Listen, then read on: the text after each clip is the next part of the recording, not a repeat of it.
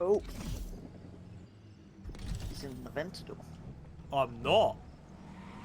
I'm in a Mitsubishi Evo 6. Whereas you have... See, with the wide body. Yes. The wide body isn't part of it, that's just for the entertainment of the viewing public. Let's start our challenge to discover which is the perfect car. With a race from here to a hotel, which is quite nice looking. Petrol, count us in. 3, 2, 1, go. All-wheel drive versus rear-wheel drive and beauty. Rear-wheel drive on the launch. Petrol, your perfect car just isn't perfect because how can a perfect car only have 2 doors? That's perfect. I can't see what situation I'd need more than 2. The situation where you're actually using the car to its fullest potential and driving other people around. Yes, I did look through the auto show thingy after choosing this when you said you had taken something more practical, and I did spot 2 other things that I was quite tempted by. Before you reveal them, because I think they're the same thing, I was thinking of a Jaguar Project 8, but then decided it can't have a roll cage. And I was thinking of a Land Rover Defender, and then decided actually I'd have it's too new. I did look at those 2, but those weren't the 2 that I would have taken. I would have taken either an RS6 or a Focus RS. Focus RS is a good call, but I don't like modern... I don't know, I don't think a modern car can be perfect. They have far too many... I don't know, while some of the assistants may have very useful, they have a lot of things that interfere. Yes. Whereas I think the Evo 6 from 1999, I'm looking at the interior, it's perfect. You've got a massive button which controls the sat-nav. No, not the sat-nav. You've got a massive aircon control system. You've got a clock, and you've got a dashboard that tells you what speed you're going. That's it. What more do you need? If you want a sat-nav, you can get one that you just stick to the windshield. Or just use your phone like everyone else. Yes, all that. Ah, I've crashed. This is 1999 though, so I'm using a sat-nav that you bought and attached to a windshield. They had those in 1999. Did they? I don't know, probably not. But it's a car from 1999. And I think it looks awesome. It's especially with this body kit, it just looks good. And it's light, but it's fast. Hello, Dodge. I'm dead. And petrol? The perfect car has to be all-wheel drive. Yes. It is beneficial. Yes, exactly. Snowy conditions. Exactly. Which makes my car more perfect than yours. Yours is the most beautiful car ever made. That I agree with. Second most beautiful car. No, it's the most beautiful. It looks better than the EBS. EBS isn't in this game though, so it's not really. It doesn't really matter. Oh no, it's a Dodge. Yeah, so the problem with the Focus RS and the RS6 I was looking at is the ones I would have are the old ones which aren't in this game. My problem with the RS6 is it's... I don't know, I don't like him. There's something about him. I know it's very scientific. I don't like him.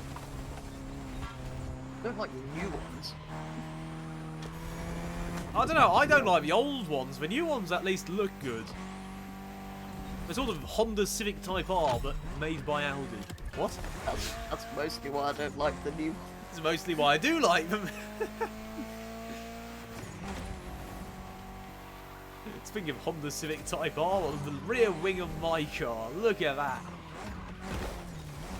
Well, I don't know, it'll be the first time for you looking at it since I got killed by a bus. I just come around the corner. Have you a rear-wheel drive?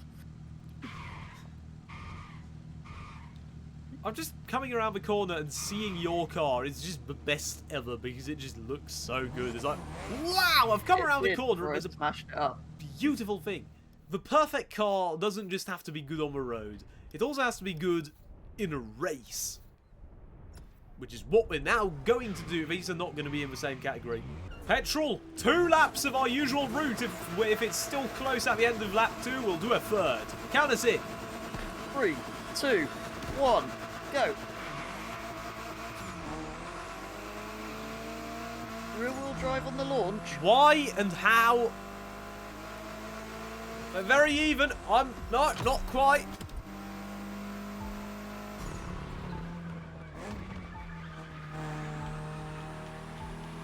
You took a very interesting line, which means I am about to go past you at speed. No, I've crashed into him! How did that No! not do any damage to me?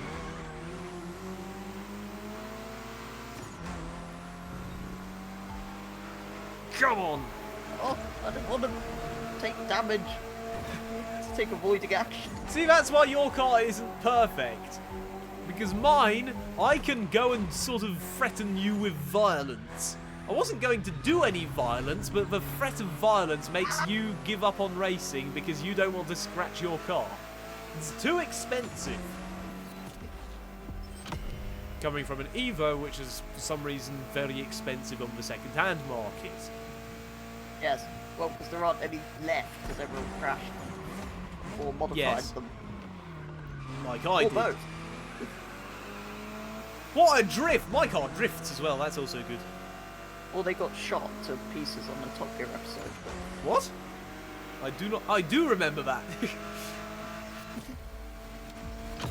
It's still close after 1 lap. It is. Got a bit of oversteer there. Inside. Oh no! It did all-wheel drive things. Okay, while I'm in the Vanquish, I can share an unpopular opinion about the new one. I don't like it. I don't like it either, it's horrible. It's too long and too big and doesn't look very good. What's the point of it? Surely it's just a DBS Superleggera with a new badge and new engine. Or if it's even that. Yes. It's just faster and more powerful and looks different. Remember when the Vanquish concept was announced as a sort of Valhalla-y looking thing? Yes. What happened to that? It was Valhalla, didn't it? I thought the Valhalla always was the Valhalla. That there was going to be the Valhalla, the Vanquish, and the Valkyrie. Or maybe, yeah. They sort of... I don't know what happened. Obviously the Valkyrie's the Valkyrie, but then I think the mid-engine road thing just Stopped. became one thing instead of two. And the Vanquish stays as the Vanquish. Unless they're going to do a mid-engine DBS or something weird. That? Oh no, they're going to pull a Corvette.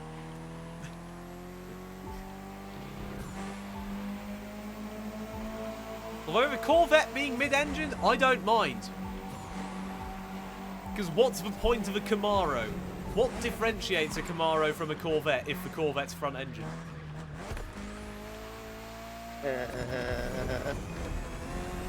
Nothing. Exactly, the bodywork.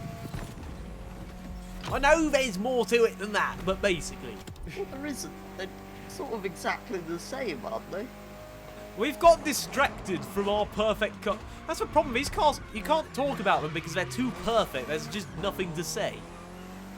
Mine is brilliant if you want an everyday vehicle that is fast and fun. Yours is just brilliant. Well, not for every day if you happen to have more than one person you want to transport. Although you do have rear seats, I believe. We're still driving because of how nice these cars are. I'm enjoying this too much. It's 2-0 to Petrol's car, which is one I'd rather have. But I still think mine is better as a perfect car, if you will. I need to stop driving this Vanquish because every time I do, I like it so much that I start to prefer it to the DBS. Petrol should continue to drive a Vanquish, and so he can agree with me. The problem is, the more I look at the Vanquish, the less I want an NSX. Because the Vanquish is cooler in every single way. Apart from the all-wheel drive aspect. Right, we should probably move on. We've now done about 5 million laps. Drag race. Oh, crashed as well. Well, that's a problem. The drag race means it's about to be over, possibly. That's why we're still driving. Because the drag race, if petrol wins, it's the conclusion of this episode. Count us in. 3, 2, 1, go. First to second is horrible in this car. I think that's where you have me. This takes off. What speed are you doing when you go through the fence? Oh, well, Slow down a bit. 166 or so. the highest I saw was 193. I think I was gaining at the end. More. Yeah, I didn't get that fast. What do you think is the perfect car? Let us know in a comment down below. And other than that, have a nice day. Like and subscribe to both. What's he doing? What? Like and subscribe to both channels. And check out Purple Petrol for his point of view of this video and other great racing content. Have a nice day. And goodbye.